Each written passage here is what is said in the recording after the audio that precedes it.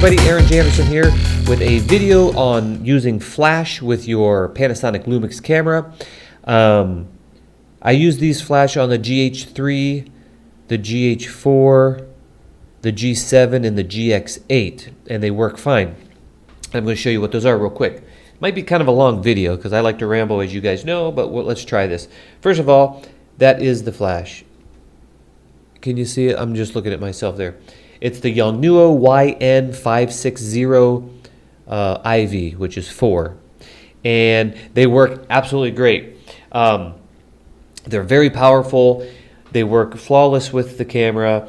And I'm going to show you really quick kind of certain things about it and whatever. Let's start real quick. Okay, so first of all, I'm going to try to go through this so we don't spend too much time here. First of all, they take regular AA batteries. A lot of professional photographers use a battery called I just had it in my brain. Antelope batteries seem to be the best. I looked on test results from different various batteries, and these actually are really good. I never had Antelope, but from the studies I've seen, these work great. These are just Duracell batteries, rechargeable. These are the type that you can charge and they'll stay charged for a year on the shelf. And I use them, and they just about last me a whole wedding. And a whole wedding is what? I don't know. It always varies, but 7 to 8 hours, I guess. Excuse me. And taking about 1,600 photos, 1,800 photos, something like that. Do I use this one flash the whole time? I don't flash throughout the whole wedding, but I do use it a lot, and I do have at least 2 flashes, if not 3. So, you know, whatever that means, but I use those. I got them at Sam's Club. They come with a little charger, and they do me really good. They give me all the power that I need. Okay, so that's that. These are really cool because they're not just flash, but they're receivers, meaning they can receive a signal, and they're transmitters, so you can actually transmit a signal from this, which is really cool. Meaning if it's on the camera and you have it in transmit mode, when you fire a trigger, it'll transmit to other Yongnuo flashes and triggering them, which is really cool. The only downside to that is I wish they would have made a feature on here where you can turn off this flash. So if you have this up, here's the other flash over here, and let's say it's over, on a light stand, and you want to only trigger this and not trigger this, you can't turn the light off, the flash. It's going to flash and transmit and flash this. I wish they had an option to shut this off so you can use this as just a transmitter, but that's not the case. So I'll show you what I do. Now, one thing cool about these is they also come with a really nice bag. Really nice bag. And inside the bag, where did I put that other little piece? I was playing around with this. Here it is. It's in the bag.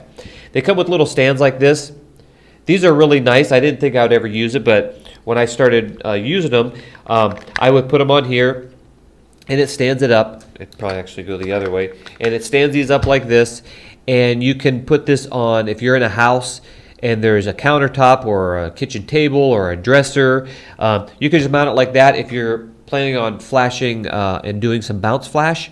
Or, of course, you can put it to the side and bounce flash off of a wall. A lot of times I use these behind the cake at a wedding, and I'll flash the back of the cake so it looks kind of cool. So it's kind of useful.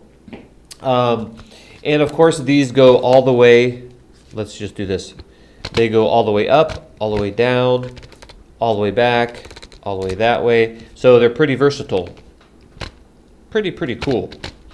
And they have this little diffuser type thing on here, where if you have it just like that, it's really like more narrow, I guess. When you put on that, it spreads the light out a little more. It also has, when you lift this up, it has a little deflector card on it. So you can actually put this back in there if you don't want to use that spreader. And by doing this, you can bounce light off the ceiling and light forward, so you can get some catch light in the eyes. as well as filling the shadows. Now usually that's too much for me because that's almost like direct flash, which I never do unless it's absolutely I have to. But I noticed if I just put it up just enough like that, if I'm bouncing off of a white ceiling and having that up like that, I can get some catch light and some fill light. Now, you can buy gels for different flashes and stuff like that. So what I did is I lifted this up, I put the thing back in just so it's not in the way. And since I'm predominantly was a video guy for 10 years, I had big gel sheets for studio lighting. I just actually cut some of my gels out for tungsten that I can actually put right inside here, and you can see now it's got a tungsten gel. You'd want to gel these if you want to try to keep maybe you don't want to mix light. So if you got a lot of tungsten light and you're shooting without a gel, this is daylight, so it's going to look bluish. I use that as my advantage to get artistic type flashing and stuff, but it is good to have one of these around if you want a predominantly tungsten light and you don't want to mix colored lights, because this will be bluish. If you white balance to that, this will be bluish. If you white balance to this, then that will be yellowish, and so forth. So it's good to have some of those around. What else can we talk about here? What I always do is when I get them, I don't know if you can see that, I label those, my cameras as A, B, and C, because when you start having off-camera flash and you start using a remote, you're going to want to know my A is usually my key light, my B is usually my fill, and C, if I use a C, will be like a backlighting. And that way when you get your controller on your camera, which I'll show you in a minute, you can you want that one brighter, you know exactly that's A. You can even go over there and look if you forget and say, ooh, yep, that was A. So it kind of a little tip there. If we turn this on, we got to press and hold it. Let's see if I can get the light reflected. You can hear that. That is the zoom feature inside. So you got to press and hold it. And on here, I'm not going to go too much in detail about these, but you've got what's really nice is, I don't know if that shows up, you got a light on here, which is really cool. When it's a really low light situation, you can see that. If you go to mode, it goes mode to M in multi. Now I never use multi, never got into that, so I usually just put it on M for manual. Sorry about my sinuses. I've got bad sinuses if you guys haven't heard me in my voice in other videos. Now, if you keep it just on manual, when you put it on your camera, it's just, when you press the button, it just flashes. So if you're going to keep this just on the camera itself, keep it there, because if you go to the next one and you put it on transmit, it'll flash, but it's also going to, I think, lower your battery because now it's transmitting a signal, and if you don't have no other flashes anywhere, you're going to kill your batteries quicker. Never did any tests, but I assume that would be. And then you've got, then you've got receive, which means this, if it's up on a light stand, you don't need it to transmit, you need it to receive a signal, then you put it on receive. And then there's these S1s and S2s. Those might have to do with triggering the camera with just the light of the flash. I'm not sure, never use it. Then you've got a zoom feature. It's on, actually it goes to 24, but we're already on 28. It goes 24 all the way up to 105. There's 24. What that would do, 24 millimeters means you're going to get a wide spread if you're trying to do a large group or a large area, and you would want to go to 104 if you want to. It's almost like a beam of light, like a flashlight, if you just want to hit someone's face and not the surrounding. I usually use that if I don't have my snoots with me, which I can get into another video, but a snoot goes over and just directs the light so you're not lighting up the whole area. And it's got a pilot light, which I don't know if this will catch it, but you can see that to test it. It doesn't have a battery icon on here, so you don't know when the batteries are going, but after you use them for a while, you kind of get the idea, and I always make sure I go with fresh batteries. Now I'll show you how to get into the menus. If you press and hold these two buttons one time, you get into this like back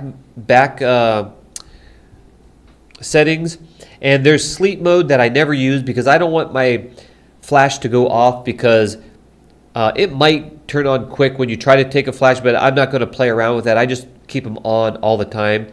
So I always keep the sleep mode on. And I'll just go through these. I don't know if these will ever help you, but you can pause it if you're trying to get the settings that I use. I'm looking at my monitor just so I know I've gone all the way around. And back to groups. Now groups is, if you have, let's say, 2 flashes, you're going to want to put this on group A, like I labeled it, and then this other one, as we have here, group B. And you want to go in there and put this on group A and this on group B. And I always forget how to do that because I don't do it often, but let's see if I can do this. We're going to put this, whoops.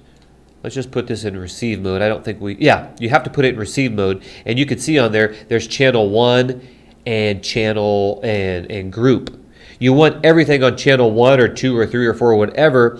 And those channels are probably, if there's other photographers around and you're having issues with their flashes triggering yours, you can put yours on a different channel. But basically, you want to make sure all of your stuff is on the same channel. Mine's on channel 1.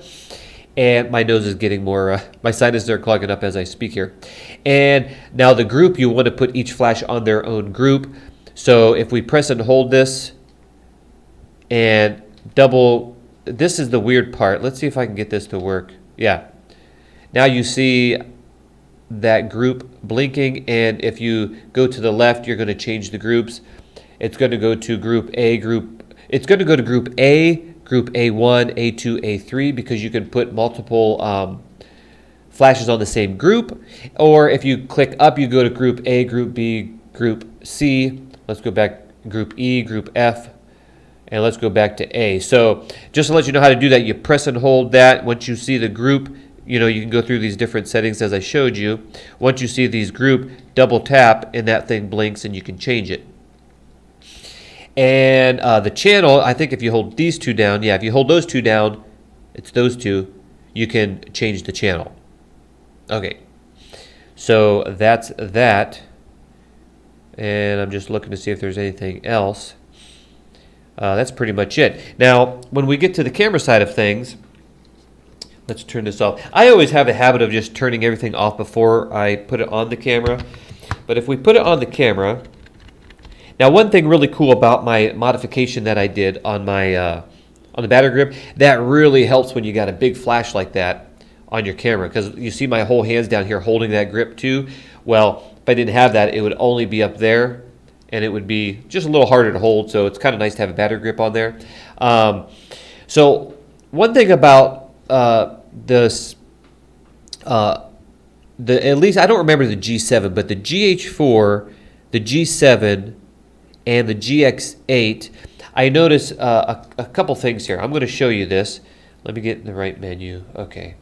Now one thing, let's see if we can, you're not going to see back there. Let's see if I can angle this somehow. You guys can see the side over there. Now, one thing cool about mirrorless cameras is what you see is what you get. It's a constant preview. So as you change your exposures, oh, I shut it off, sorry. I'm working. As you change your exposures, you see that getting darker there?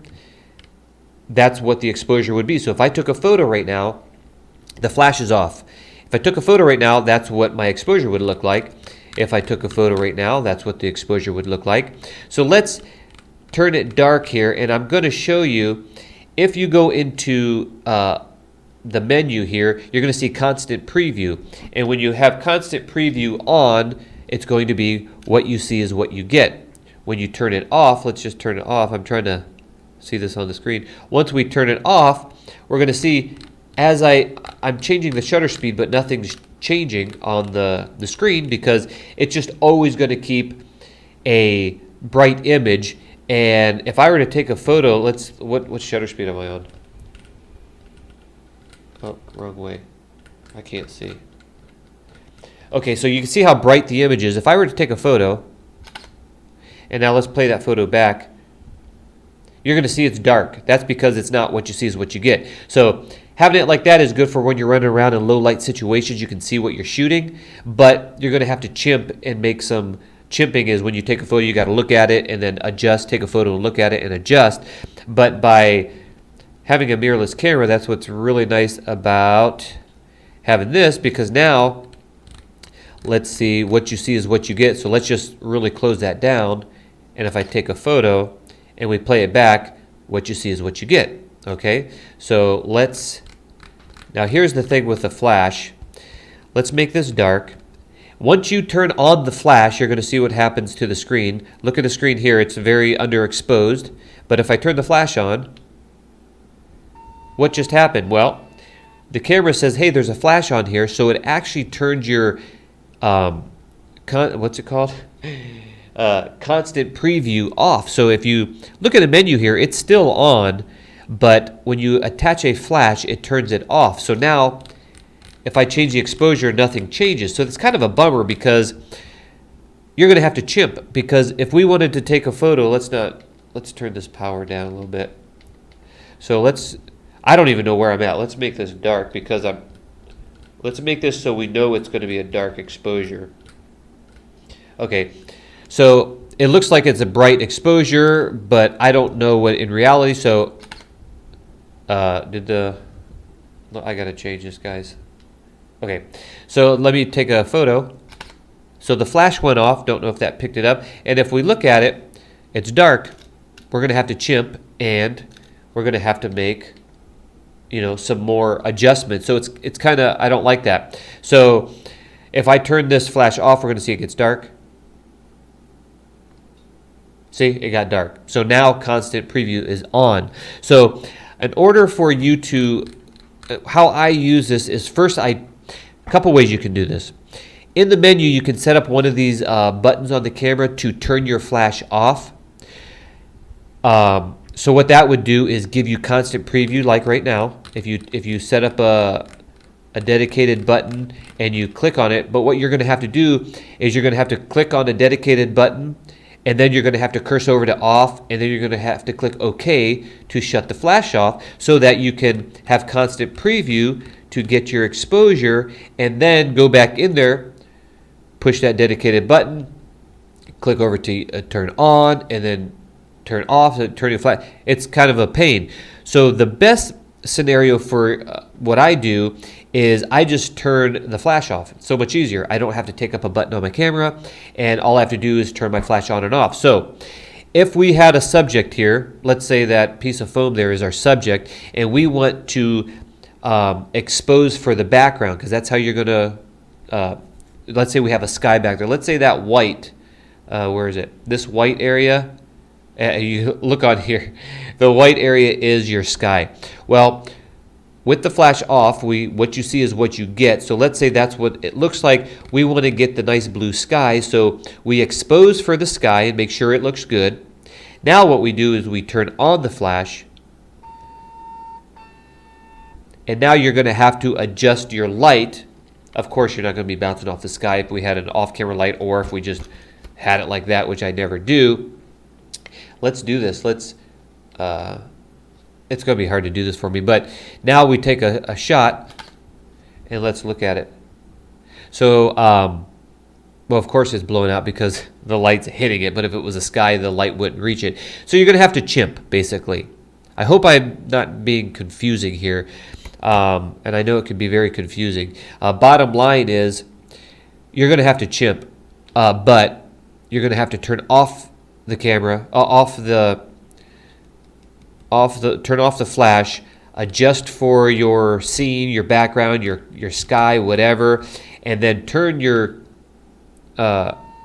flash back on, and then you're going to adjust the light of your flash and chimp to see how much power you need to light your subject up correctly. Hope that makes sense. If you guys have if someone out there knows that how I can keep constant preview on all the time so I don't have to shut my flash off. Did I turn it up? Yeah, I don't have to shut my flash off to get that. Please let me know. So that's the only bummer about using flash and this camera. The G. I don't know. I don't remember the G7, GH3, but the GH4, G7, and GX8 were all the same. So just wanted to point that out. I know that's a long a long thing there. Now, if you want to work off camera flash, which I never use flash pointing at a subject. I just don't like the look of it. It just, the shadows, it's terrible. You need at least a 45-degree angle on your lighting if you want it to look nice. Now, here's what I use all the time. This is the Yongnuo YN560, the same number as this, but there's no 4 on it. It's a TX, which is a transmitter. So if we put this on, what that allows us to do, if we put that on, now that allows us to control the cameras off, because this has a transmitter, and what's cool about these all have receivers and transmitters. So we can use this as a transmitter, like I said, but it's going to flash all the time. But I always use this and put this in receive mode. So now let's, and we have the same issue too. Let's see if I can show you. Even if it's a controller, if I turn this on, look, what you see is what you get, right? But even if you're just using a transmitter, you lose constant preview. As you can see, constant preview is gone. So I do the same thing. If my flash is on a light stand, I will turn this off. I will expose for my skies. Let's say it was a really bright sky and you want to get all the detail there, and then I turn this on, and then I can adjust the power of my light and chimp and see until I get enough light on my subject. You can use a light meter if you want, and you don't necessarily have to chimp, but I haven't used light meters in a while. Sometimes for video I do, but for photography I kind of play it by ear there. Okay, so there's that. And on here, as you can see, what's really nice about this is there's also, this also lights up. It looks very dim on the screen there, but it lights up. I don't even think you guys can see that, but it lights up for nighttime, and it's not too bright, so it doesn't destroy your night vision there. And basically, you have the group button. I don't know if we can see that, but every time you hit the group button, it goes to group A, which this would be, would be, and then you would go to group B, which would be maybe my other flash, and group C if I have another flash. Once you put it on the group you want, then you just go left or right to increase the power of the flash. And if you press left, it goes all the way to 1/28th, which is the lowest power. And if you go all the way to the right, it's basically 1/1, which is the most power. And then you can also click up or down to go into I don't know what those are, smaller increments so you're not, if 1/1's too powerful, but 2 was not powerful enough or whatever, you can go to 1 and dim it a little bit. So that's that. And you can also control the zoom for these on here. It's something I don't normally do, but you can. If you don't have a snoot and you're not using an umbrella, and you're over here taking a photo of your person, it's over there, and you want to narrow that beam, well, you can do it from this little unit. What else? This little unit here just takes, let's take this off. This just takes 2 AA, whereas the flashes take 4, and the batteries last like a long time. I never have to change these during a wedding. What else is there to go over? So I paused the video a little bit because I feel like I might be missing something, and I can't remember anything, but we're going to turn this on and just show you.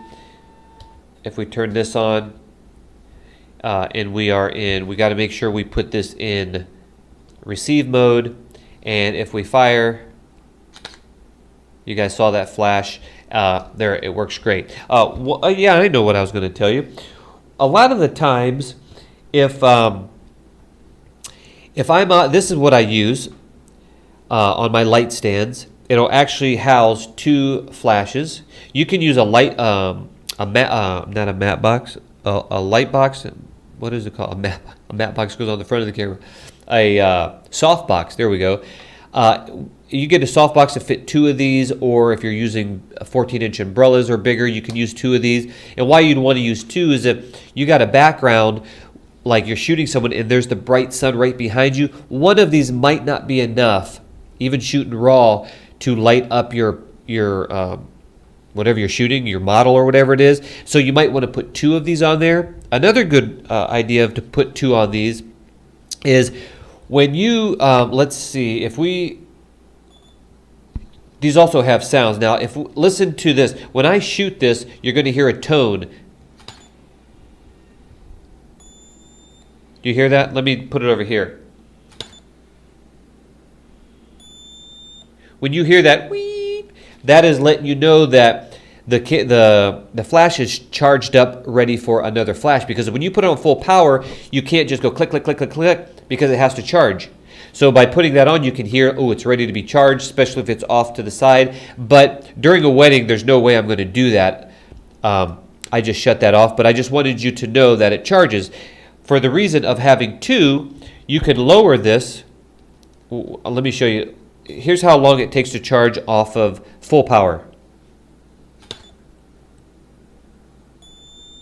That's full power. Now, if we were to put this to, let's say, around half. If we were to put this on half, let's listen how fast it charges.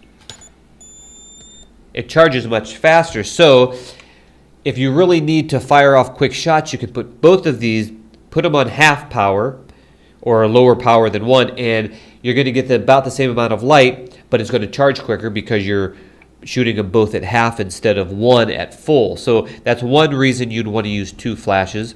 Another reason is if the background's really bright, like I was saying with the sun, you might need 2 at full power just to get enough light. You can go longer by putting these at halves too as far as battery is concerned. So I just thought I would point that out, and my sinuses are getting more clogged as I sit here. The other thing I do, like I say, I almost never have a flash directly on my camera unless I'm doing bounce flash. I usually bounce up or bounce off of a wall depending on the look I'm going for. What I'll do also, because I just do not want to point forward. If there's no walls around and there's no low ceiling or the ceiling is brown or a weird color, I'll use one of these f-stopper flash discs, they call them. You can see how small that is. It's really nice. And when you open it up, they've got tons of these. You go to B&H and they've just got tons of these type of flash diffusers. I find this one to be the best because it packs really small, like you just seen. And it's fairly large, you know. And what you do is make sure you know where your camera's pointing, like your flash is pointing, and you just fit it in here like this. So now you've got this nice big diffused light.